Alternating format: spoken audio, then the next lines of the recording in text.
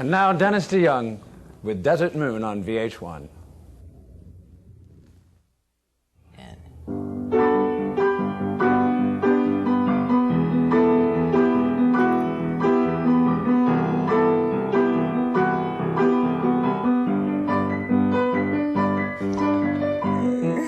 Etc.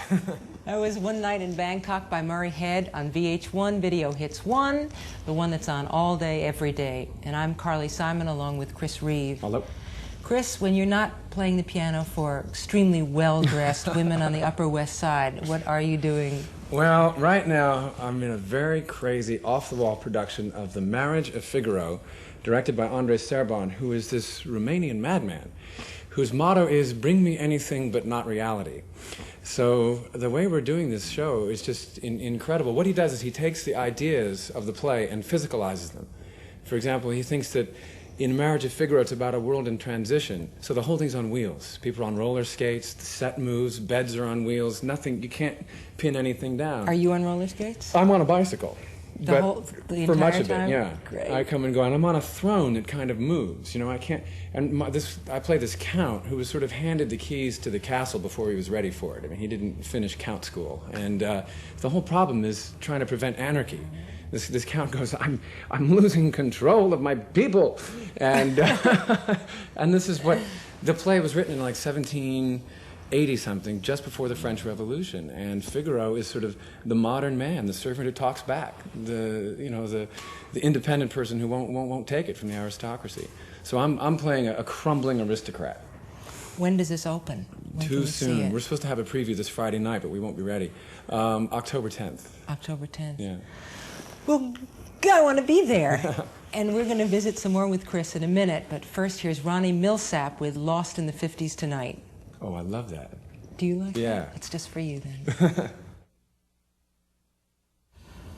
Christopher, you've spent a lot of time on the stage this year. What about your movie career? I know. I can't get a job. No. So you'll be a pianist. And the next line. No, I don't know. I was supposed to be doing a movie right now, but the director was fired and things fell apart, and it's happening in January. But on the horizon for me is, well, they're talking about Superman 4. And Really? I made this whole thing, never again and stuff, but you learn from Sean Connery to never say never again. So I want there is Superman 4 to happen. probably a certain amount of money that we could talk about that would make me fly.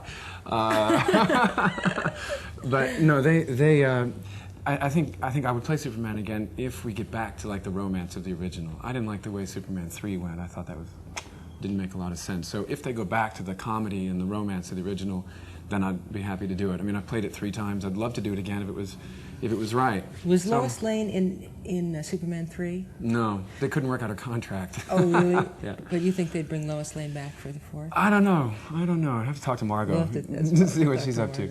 But in the meantime, I'm supposed to be doing one of 2 films in January. Either I'm going to do a movie called Running Man, which is why I'm trying to lose weight.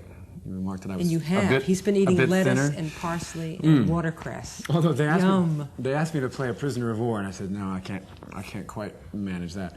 But this movie called Running Man is a thriller in the future, which is a contemporary kind of action piece.